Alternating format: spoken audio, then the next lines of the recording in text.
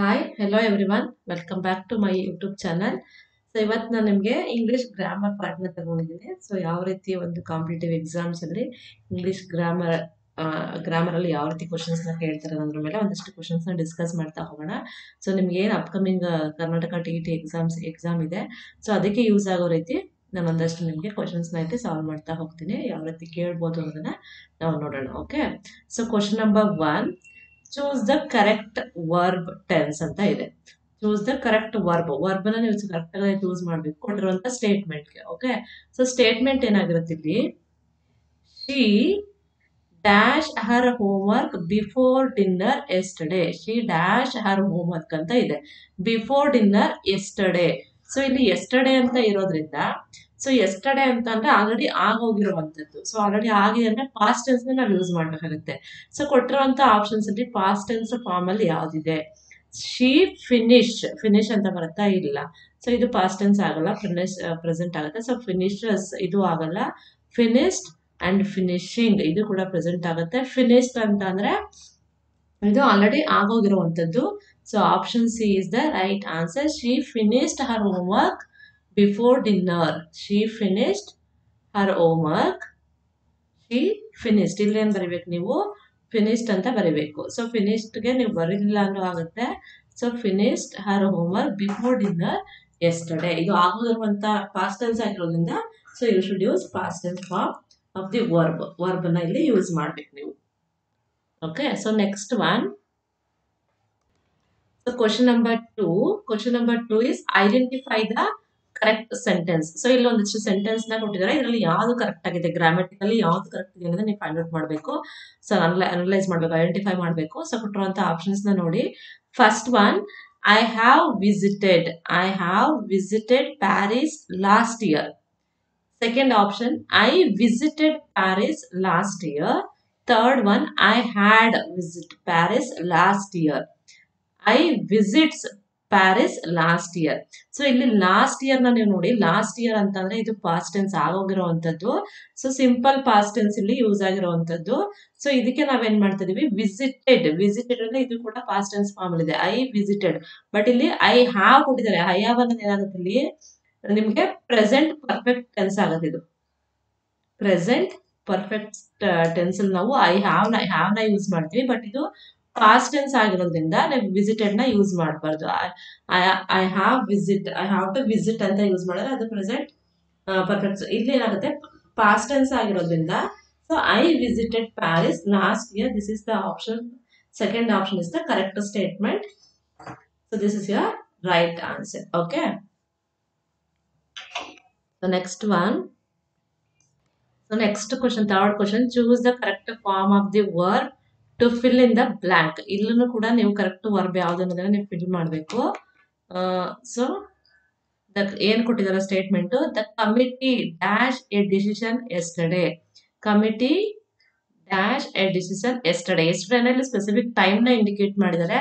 Yesterday ಅನ್ನೋದು past tense ಆಗಿರುತ್ತೆ. Specific time ನ ಇಂಡಿಕೇಟ್ ಮಾಡಿದಾಗ ನೀವು ಕೂಡ ಪಾಸ್ಟ್ ಟೆನ್ಸ್ ಫಾರ್ಮ್ ಅಲ್ಲಿ ಯಾವ್ದಿರುತ್ತೋ ಅದೇ ವರ್ಬ್ ನ ನೀವು ಇಲ್ಲಿ ಚೂಸ್ ಮಾಡ್ಬೇಕಾಗುತ್ತೆ. ಹ್ಯಾಸ್ ಟೇಕನ್, ಹ್ಯಾವ್ ಟೇಕನ್ ಇದು ನಾವೇನ್ ಮಾಡ್ತೀವಿ? ಪ್ರೆಸೆಂಟ್ ಪರ್ಫೆಕ್ಟ್ ಗೆ ಯೂಸ್ ಮಾಡ್ತೀವಿ. ಇಲ್ಲಿ ಸ್ಪೆಸಿಫಿಕ್ ಟೈಮ್ ಬರಲ್ಲ ಪ್ರೆಸೆಂಟ್ ಪರ್ಫೆಕ್ಟ್ ಟೆನ್ಸ್ ಅಲ್ಲಿ. ಅಂಡ್ ಏನ್ ಹೇಳ್ತೀವಿ ಅಂದ್ರೆ ಯಾವ ಇತ್ತೀಚೆಗೆ ರೀಸೆಂಟ್ ಕಂಪ್ಲೀಟ್ ಆಗಿರುವಂತಹ ಆಕ್ಟಿವ್ಸ್ ಮೇಲೆ ನಾವು ಯೂಸ್ ಮಾಡುವಂತದ್ದು ಹ್ಯಾವ್ ಟೇಕನ್ ಅಂತ ಅನ್ನೋ ವರ್ಬನ್ನ. ಬಟ್ ಇಲ್ಲಿ ಟುಕ್ ಅನ್ನೋದು ಈಸ್ ಟೇಕಿಂಗ್ ಅಂದ್ರೆ ಅಗೇನ್ ಪ್ರೆಸೆಂಟ್ ಟೆನ್ಸ್ ಆಗುತ್ತೆ. Is taking. ಟುಕ್ ಅನ್ನೋದು ಏನಾಗುತ್ತೆ? ಟೇಕ್ ಗೆ ಪಾಸ್ಟ್ ಟೆನ್ಸ್ ಆಗುತ್ತೆ. ಸೊ ಟೇಕ್ ಅನ್ನೋ ವರ್ಡ್ ಗೆ past tense is took. So took ಅನ್ನೋದು ಈಗ ಆಲ್ರೆಡಿ ಆಗೋಗಿರುವಂತದ್ದು. ಸೊ ಪಾಸ್ಟ್ ಟೆನ್ಸ್ ಫಾರ್ಮ್ ಅಲ್ಲಿ ಇದೆ. ಎಸ್ಟರ್ಡೇ ಅಂದ್ರೆ ಆಲ್ರೆಡಿ ಆಗಿದೆ. Committee took a decision yesterday ಅಲ್ವಾ? ಇಟ್ಸ್ ಆಲ್ರೆಡಿ ಟೇಕನ್ ಅನ್ನೋದ್ರ ಬದಲು ಟುಕ್ ಅನ್ನೋದನ್ನ ನಾವು ಯೂಸ್ ಮಾಡಬಹುದು ಇಲ್ಲಿ. Okay, so next one, change the voice ಅಂತ ಇದೆ. ಚೇಂಜ್ ದ ವಾಯ್ಸ್ ಅಂದ್ರೆ ಆಕ್ಟಿವ್ ವಾಯ್ಸ್ ಇಂದ ಪ್ಯಾಸಿವ್ ವಾಯ್ಸ್ ಗೆ ಚೇಂಜ್ ಮಾಡುವಂತದ್ದು. ಸೊ ಏನ್ ಸ್ಟೇಟ್ಮೆಂಟ್ ಕೊಟ್ಟಿದ್ದಾರೆ? She is singing A song. She is singing A song ಅನ್ನೋದು ಯಾವ್ದ್ರಲ್ಲಿದೆ ನಮ್ಗೆ? ಇದು ಪ್ರೆಸೆಂಟ್ ಕಂಟಿನ್ಯೂಯಸ್ ಟೆನ್ಸ್ ಅಲ್ಲಿ ಇದೆ. ಪ್ರೆಸೆಂಟ್ ಕಂಟಿನ್ಯೂಯಸ್ ಟೆನ್ಸ್ ಅಂದ್ರೆ ಈಸ್ ಸಿಂಗಿಂಗ್ ಅಂತ ಇದೆ ಅಲ್ವಾ? ಈಸ್ ಸಿಂಗಿಂಗ್ ಅಂದ್ರೆ ಕಂಟಿನ್ಯೂಸ್ ಟೆನ್ಸ್ ಆಗುತ್ತೆ, ಪ್ರೆಸೆಂಟ್ ಕಂಟಿನ್ಯೂಸ್ ಟೆನ್ಸ್ ಆಗುತ್ತೆ. ಸೊ ಇದನ್ನ ನೀವು ಪ್ಯಾಸಿವ್ ವಾಯ್ಸ್ ಗೆ ಆಕ್ಟಿವ್ ವಾಯ್ಸ್ ಇಂದ ಪ್ಯಾಸಿವ್ ವಾಯ್ಸ್ಗೆ ಇದನ್ನ ಕನ್ವರ್ಟ್ ಮಾಡಬೇಕು. ಓಕೆ, ಚೇಂಜ್ ದ ವಾಯ್ಸ್ ಅಂತ ಕೇಳಿದ್ದಾರೆ. So a song is sung by her, a song is being sung by her, and option C is a song was sung by her and a song has been sung by her. So ಇಲ್ಲೇನಾಗ್ತದೆ, ಇದು present continuous tense ಆಗಿರೋದ್ರಿಂದ ನಾವೇನ್ ಮಾಡ್ತೀವಿ, passive ವಾಯ್ಸ್ಗೆ change ಮಾಡ್ಬೇಕಾದ್ರೆ first ನೀವೇನ್ ಬರೀಬೇಕು, object ನ ಬರೀಬೇಕು ಅಲ್ವಾ. ಆಬ್ಜೆಕ್ಟ್ ಆದ್ಮೇಲೆ ನೆಕ್ಸ್ಟ್ ಈಸ್ ಅಥವಾ ಆಮ್ ಅಥವಾ ಆರ್ ಇದನ್ನು ನಾವು ಯೂಸ್ ಮಾಡ್ತೀವಿ. ಪ್ಲಸ್ ಅದಾದ್ಮೇಲೆ ನೆಕ್ಸ್ಟ್ ನೀವೇನ್ ಮಾಡ್ಬೇಕು, ಬೀಯಿಂಗ್ ಅನ್ನೋ ವರ್ಡ್ ನ ಬರಿಬೇಕು. Next past participle, next by ಅನ್ನೋದು ಬರುತ್ತೆ, ನೆಕ್ಸ್ಟ್ ಸಬ್ಜೆಕ್ಟ್ ಬರುತ್ತೆ. ಸೊ ಇದು ಪ್ಯಾಸಿವ್ ವಾಯ್ಸ್ಗೆ ಏನು ಆಕ್ಟಿವ್ ಪ್ರೆಸೆಂಟ್ ಕಂಟಿನ್ಯೂಸ್ ಟೆನ್ಸ್ ನ ಕನ್ವರ್ಟ್ ಮಾಡುವಂತ ಒಂದು format passive voice.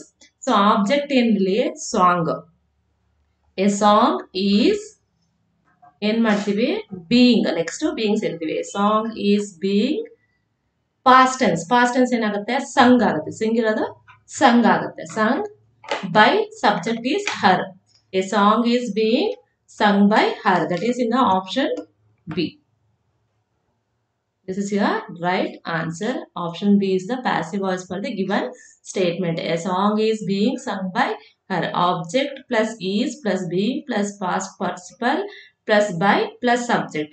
Object is a song is being, past tense form of our sing is sung by, subject is her. Okay, this is the right answer, option B. Next one. Fifth question. Fill in the blank with the correct article. Articles ಅಂದ್ರೆ ಯಾವುದು, A and the ಅಂತ 3 article ಬರುತ್ತೆ. So ಇಲ್ಲಿ ಕೊಟ್ಟಿರುವಂತ statement ಬಂದು he is dash honest man. So ಇಲ್ಲಿ ನಮ್ಗೆ ಏನ್ ಮಾಡ್ತೀವಿ, ನಾವು ಆರ್ಟಿಕಲ್ಸ್ ನ ಬರೀಬೇಕಾದ್ರೆ A E I O U, a and an ನ ಯೂಸ್ ಮಾಡ್ಬೇಕಾದ್ರೆ A E I O U ಅನ್ನೋದನ್ನ ನಾವು ಯೂಸ್ ಮಾಡ್ತೀವಿ ಅಲ್ವಾ. So A E I O U ಬಂದ್ರೆ it should use an. But ಅದ್ರ ಜೊತೆಗೆ ಇನ್ನೊಂದು ಏನಂದ್ರೆ ಪ್ರೊನೌನ್ಸಿಯೇಷನ್ ಕೂಡ ಇಂಪಾರ್ಟೆಂಟ್ ಆಗುತ್ತೆ. ಸೊ ನಾವು ಬಿಫೋರ್ ವರ್ಡ್ ಏನಿರುತ್ತೆ ಅದ್ರದ್ದು ಪ್ರೊನೌನ್ಸಿಯೇಷನ್. ಸೊ ಪ್ರೊನೌನ್ಸಿಯೇಷನ್ ಯಾವ ರೀತಿ ಪ್ರೊನೌನ್ಸ್ ಆಗ್ತಾ ಇದೆ, ಹಿ ಈಸ್ ಡ್ಯಾಶ್ ಹಾನೆಸ್ಟ್, ಹಾನೆಸ್ಟ್ ಆ ಅನ್ನೋ ತರ ಯೂಸ್ ಆಗ್ತಿದೆ ಅಲ್ವಾ. ಸೊ ನೀವು ಇದನ್ನ ಪ್ರೊನೌನ್ಸ್ ಮಾಡಿದಾಗ ಆ ಸೌಂಡ್ ಬರುತ್ತೆ, ಹಾನೆಸ್ಟ್ ಓ ಸೌಂಡ್ ಬರುತ್ತೆ. ಸೊ ಓ ಸೌಂಡ್ ಬಂದ್ರೆ ನಿಮ್ಗೆ ಏನ್ ಮಾಡ್ಬೇಕು, ನೀವು ಇಲ್ಲಿ ಆನ್ ಅನ್ನೋ ಒಂದು ಆರ್ಟಿಕಲ್ ನ ನೀವು ಯೂಸ್ ಮಾಡ್ಬೇಕಾಗತ್ತೆ. ಸೊ ದ ಅಂದ್ರೆ ಪರ್ಟಿಕ್ಯುಲರ್ ಆಗಿ ಅದರ ಒಂದು ವರ್ಡ್ ನ ಯೂಸ್ ಮಾಡಿದಾಗ ನೀವು ದಾನ ಯೂಸ್ ಮಾಡ್ತೀರಾ. ಏನ ಎಲ್ಲಿ ಯೂಸ್ ಮಾಡ್ತೀರಾ ಅಂದ್ರೆ ಕಾನ್ಸನೆಂಟ್ಸ್ ಯೂಸ್ ಮಾಡ್ತೀರಾ. ಆನ್ ನ ಓವೆಲ್ಸ್ ಜೊತೆಗೆ ಓವೆಲ್ಸ್ ತರ ಸೌಂಡ್ ಕೂಡ ವರ್ಡ್ ಕೂಡ ಇದ್ರು ಅದಕ್ಕೆ ನಾವು ಆನ್ ನ ಯೂಸ್ ಮಾಡ್ತೀವಿ. ಸೊ ಇಲ್ಲಿ ಆನೆಸ್ಟ್, ಆನೆಸ್ಟ್ ಅಂದಾಗ ಓ ಸೌಂಡ್ ಬರ್ತಾ ಇದೆ. So it is on. So article and that is in the option B. This is the right answer. So next one. So next question. Find the synonym of the word diligent. So illéನಾಗ್ತಿದೆ synonym. Synonym ಅಂದ್ರೆ same meaning, antonym ಅಂದ್ರೆ different ಅಂದ್ರೆ opposite ಬರುತ್ತೆ. Synonym ಅಂದ್ರೆ word is different it is having but same meaning ಬರಬೇಕು ಅಂತ words ನಾವು synonym ಅಂತ ಹೇಳ್ತೀವಿ. Synonym of the word diligent. ಇಲ್ಲಿ ಕೊಟ್ಟಿರುವಂತ ಆಪ್ಷನ್ಸ್ ಅಲ್ಲಿ ಡಿಲಿಗೆಂಟ್ಗೆ ಯಾವುದು ನಿಮ್ಗೆ ಸೇಮ್ ಮೀನಿಂಗ್ ಬರುತ್ತೆ. ಇಂಟೆಲಿಜೆಂಟಾ ಅಲ್ಲ. ಸೊ ವಾಯ್ಸ್ ಇಂಟೆಲಿಜೆಂಟ್ ಅದಕ್ಕೆ ಬರುತ್ತೆ, ತುಂಬಾ ಬುದ್ಧಿವಂತರು, energetic no. So hard working. Then the fourth option is lazy. Lazy ಅನ್ನೋದು ಕೂಡ ಆಗಲ್ಲ. ಸೊ ಹಾಗಾದ್ರೆ ಡಿಲಿಗೆಂಟ್ ಅಂದ್ರೆ ಏನ್ ಮೀನಿಂಗ್ ಬರುತ್ತೆ, it means having care in work ಅಲ್ಲಿ ಏನು ಕೇರ್ ಮತ್ತೆ ಕಾನ್ಶಿಯಸ್ನೆಸ್ ಇರುತ್ತೋ ಅದನ್ನ ನಾವು ಡಿಲಿಗೆಂಟ್ ಅಂತ ಹೇಳ್ತೀವಿ. So it is same meaning is hard working. Hard working ಕೂಡ ನಾವು ಮಾಡ್ತಿರೋ ವರ್ಕ್ ಮೇಲೆ ಇರುವಂತ ಒಂದು ಕೇರ್ ಆಗಿರ್ಬೋದು ಅಥವಾ ಕಾನ್ಶಿಯಸ್ನೆಸ್ ಆಗಿರ್ಬೋದು, ಇದನ್ನ ನಾವು ಡಿಲಿಗೆಂಟ್ ಅಂತ ಹೇಳ್ತೀವಿ. Okay, so hard working is the synonym for diligent. Okay, so next one. Choose a sentence with the correct subject verb agreement ಅಂತ ಇದೆ.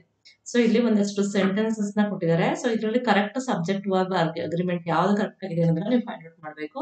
ಸೊ ಇದರಲ್ಲಿ option A, the list of items are on the table.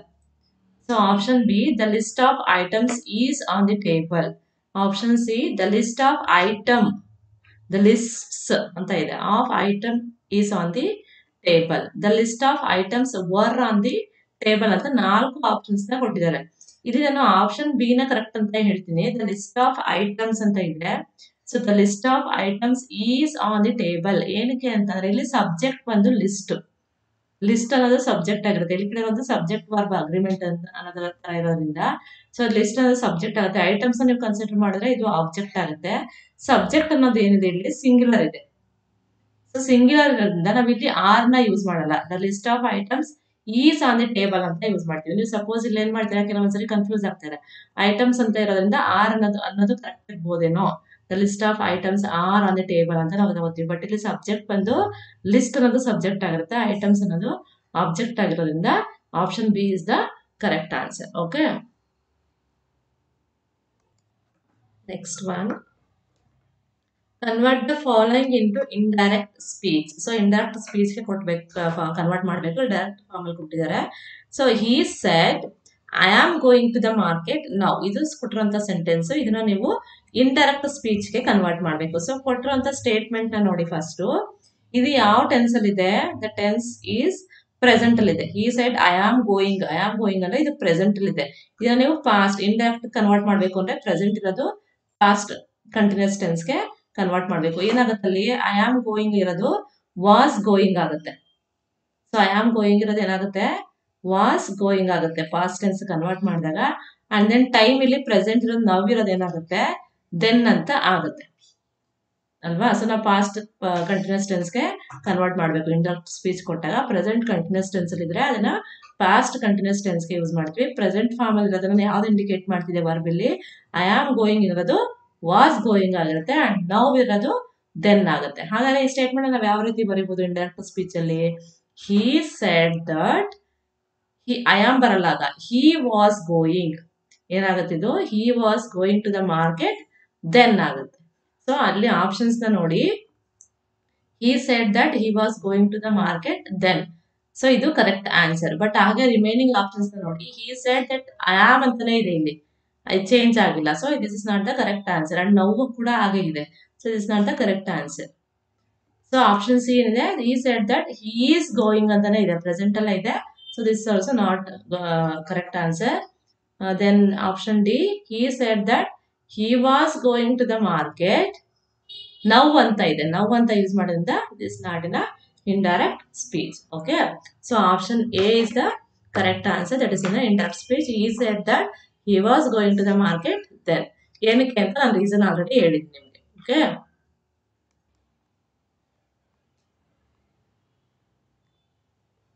fill in the blank with the appropriate determiner. So appropriate determiner ಯಾವ್ದಾಗುತ್ತೆ ಅಂದ್ರೆ ನೀವು ಇಲ್ಲಿ ಏನ್ ಕೊಟ್ಟಿರುವಂತ dash ಅಲ್ಲಿ ಫಿಲ್ ಮಾಡಬೇಕು. ಸೊ ಸ್ಟೇಟ್ಮೆಂಟ್ ಬಂದು there is not dash milk left in the fridge. There is not dash milk. ಇಲ್ಲಿ ನೀವೇನೋ ಅಬ್ಸರ್ವ್ ಮಾಡ್ಬೇಕು, ಮಿಲ್ಕ್ ಅನ್ನೋದನ್ನ ಅಬ್ಸರ್ವ್ ಮಾಡ್ತೀರಾ. ಇದೇನಾಗುತ್ತೆ? ಇದು ನೌನ್ ಆಗಿರುತ್ತೆ. ಜೊತೆಗೆ ಯಾವ ತರ ನೌನ್ ಇದು? Countable uncountable. ಇದನ್ನ ನಾವು ಕೌಂಟ್ ಮಾಡಕ್ ಆಗಲ್ಲ. ಸಪೋಸ್ ಈಗ ಯಾವ್ದಾದ್ರು ಒಂದು ವಸ್ತು ಏನಾದ್ರು ಸ್ವೀಟ್ಸ್ ಇಟ್ಟಿದ್ರೆ ಅದನ್ನ ನಾವು ಕೌಂಟ್ ಮಾಡ್ತೀವಿ. ಬಟ್ ಮಿಲ್ಕ್ ಅನ್ನೋದನ್ನ ಎಷ್ಟಿದೆ ಅನ್ನೋದನ್ನ ನಾವು ಕೌಂಟ್ ಮಾಡಕ್ ಆಗಲ್ಲ. ಸೊ ಇದು ಅನ್ಕೌಂಟಬಲ್ ನೌನ್ ಆಗುತ್ತೆ. ಅನ್ಕೌಂಟಬಲ್ ನೌನ್ ಆಗುತ್ತೆ. ಸೊ ಈ ಅನ್ಕೌಂಟಬಲ್ ನೌನ್ಗೆ ನಾವು ಮೆನಿನ ಯಾವಾಗ ಯೂಸ್ ಮಾಡ್ತೀವಿ? This is only for countable nouns. Few sweets ಇದೆ, ಮೆನಿ ಸ್ವೀಟ್ಸ್ ಇದೆ ಅನ್ನೋದು ಕೌಂಟಬಲ್ ನೌನ್ಸ್ಗೆ ನಾವು ಯೂಸ್ ಮಾಡುವಂಥದ್ದು ಫ್ಯೂ. ಸಮ್ ಅನ್ನೋದು ಕೂಡ ಕೌಂಟಬಲ್ಗೆ ಯೂಸ್ ಮಾಡ್ತೀವಿ. ಹಾಗೆ ನೆಕ್ಸ್ಟ್ ಆಪ್ಷನ್ ಏನಿದೆ? ಎನಿ ಅಂತ ಇದೆ. So there is not any milk left in the fridge. This is the correct answer. This is used for uncountable nouns. Okay, I think it is clear. So next one,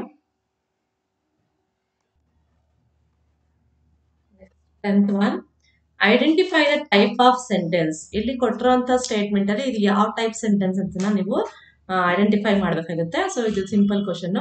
what A beautiful painting this is. So ಇಲ್ಲೇ ಕೊಟ್ಟಿದ್ದಾರೆ sign ಅಲ್ವಾ? So ಏನ್ sign ಇದೆ ಇಲ್ಲಿ? Exclamatory mark ಇದೆ. So exclamatory mark ಇದ್ರೆ ಅದನ್ನ ನಾವು ಇದು ಒಂಥರ ಆಶ್ಚರ್ಯ, ತುಂಬಾ what A beautiful painting is this ಅದು ಆಶ್ಚರ್ಯದಲ್ಲಿ ನೋಡ್ತಾ ಇರುವಂತದ್ದು. ಸೊ ಇದು ಯಾವ ಟೈಪ್ ಆಫ್ ಸೆಂಟೆನ್ಸ್ ಅಂದ್ರೆ ಅಸರ್ಟಿವ್, ಇಂಟ್ರಾಗೇಟಿವ್, ಇಂಪೇರೇಟಿವ್ ಅಂಡ್ ಎಕ್ಸ್ಕ್ಲಾಮೇಟರಿ ಅಂತ 4 ಆಪ್ಷನ್ ಕೊಟ್ಟಿದ್ದಾರೆ. ಸೊ ಇದು ನೋಡೋದ್ ಕೂಡಲೇ ನೀವು ಹೇಳ್ಬೋದು option D is the right answer because it is having exclamatory mark and also it is giving surprise. Okay, next one.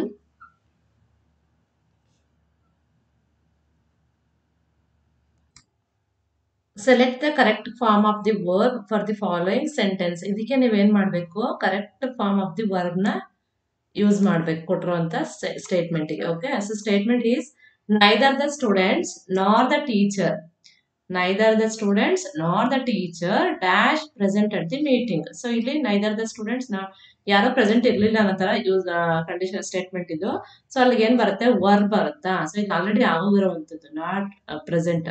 Neither the students not the teacher dash present at the meeting ಅಂದ್ರೆ ಇದು already ಯಾವ situation ಯಾವ್ದು use ಆಗುತ್ತೆ ಹಾಗಾದ್ರೆ, var ಅನ್ನೋದು plural form ಇದ್ರೆ use ಮಾಡ್ತೀವಿ, sorry past tense plural, ಇದು ಪಾಸ್ಟ್ ಪ್ರೆಸೆಂಟ್ ಯೂಸ್ ಮಾಡ್ತೀವಿ.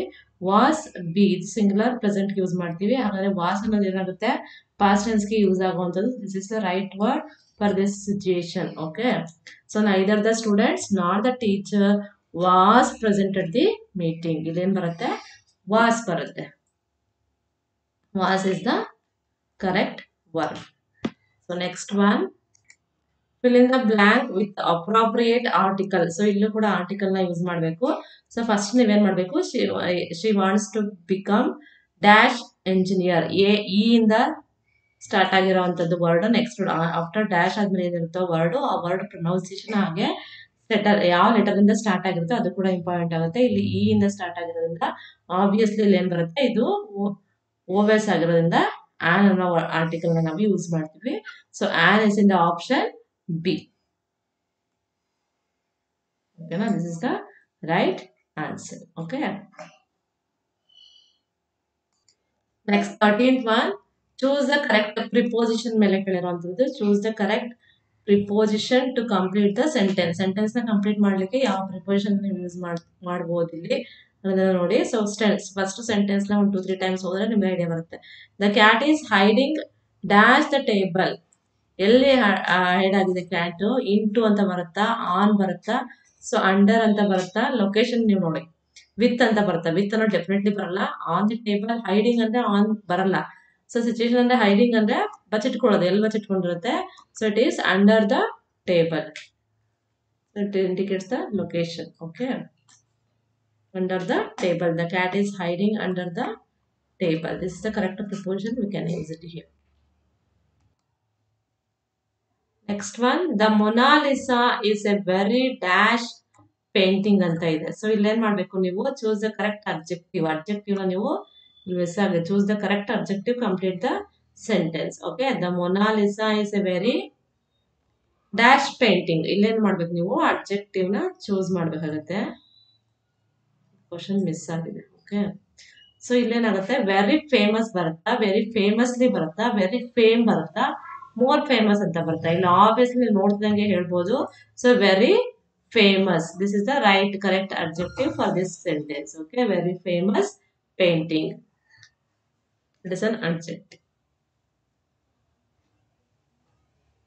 ಫೇಮಸ್ಲಿ ಅನ್ನೋದು ಏನಾಗುತ್ತೆ ಹಾಗಾದ್ರೆ, ಇದು ಅಡ್ವರ್ಬ್ ಆಗುತ್ತೆ.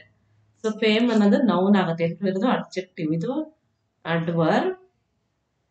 ಫೇಮ್ ಅನ್ನೋದು ನೌನ್ ಆಗುತ್ತೆ. ಓಕೆ, ಸೊ ಮೋರ್ ಫೇಮಸ್ ಅಂತ ಯಾವಾಗ ಯೂಸ್ ಮಾಡ್ತೀವಿ, ಕಂಪ್ಯಾರಿಸನ್ ಮಾಡಿದಾಗ ಯೂಸ್ ಮಾಡ್ತೀವಿ. ಓಕೆ, ಸೊ ಫೇಮಸ್ ಅನ್ನೋದು adjective. This is the right answer. Next one, choose the sentence that uses the correct form of the present perfect continuous tense. So ಇಲ್ಲಿ ಕೊಟ್ಟಿರುವಂತಹ statement ಅಲ್ಲಿ present perfect continuous tense ಅಲ್ಲಿ ಯಾವ್ದು correct statement ಅನ್ನೋದನ್ನ, ಯಾವ್ದು correct sentence ಅನ್ನೋದನ್ನ ನೀವು find out ಮಾಡಬೇಕು, ಐಡೆಂಟಿಫೈ ಮಾಡಬೇಕು.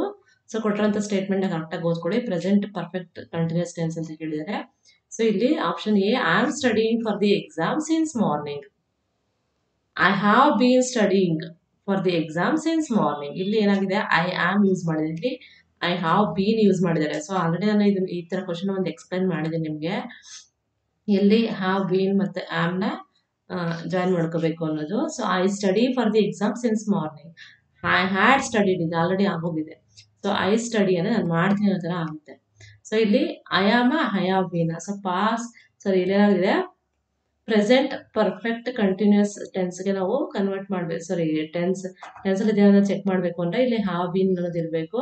So I have been studying for the exam since morning is the right answer.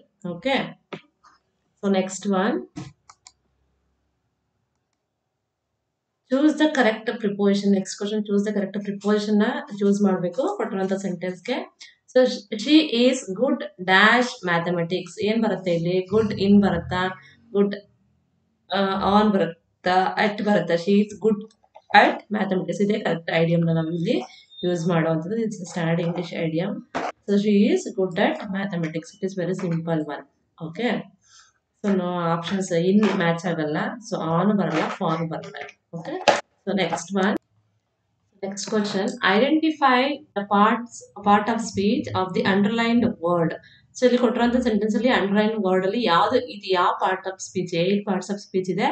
So ಯಾವ್ದನ್ನ ಇಂಡಿಕೇಟ್ ಮಾಡುತ್ತೆ ಅನ್ನೋದನ್ನ ನೀವು ಐಡೆಂಟಿಫೈ ಮಾಡಬೇಕು. So the sun shines brightly. So ಇಲ್ಲಿ ಅಂಡರ್ಲೈನ್ಡ್ ವರ್ಡ್ ಈಸ್ ಬ್ರೈಟ್ಲಿ. ಇದು ಅಂಡರ್ಲೈನ್ ವರ್ಡ್ ಮಿಸ್ ಆಗಿದೆ ಇಲ್ಲಿ. ಸೊ ಈ ವರ್ಡ್ ಏನನ್ನ ಯಾವ ಪಾರ್ಟ್ಸ್ ಆಫ್ ಸ್ಪೀಚ್ ನ ಇಂಡಿಕೇಟ್ ಮಾಡುತ್ತೆ ಅನ್ನೋದು ನೀವು ಫೈಂಡ್ ಔಟ್ ಮಾಡಬೇಕು.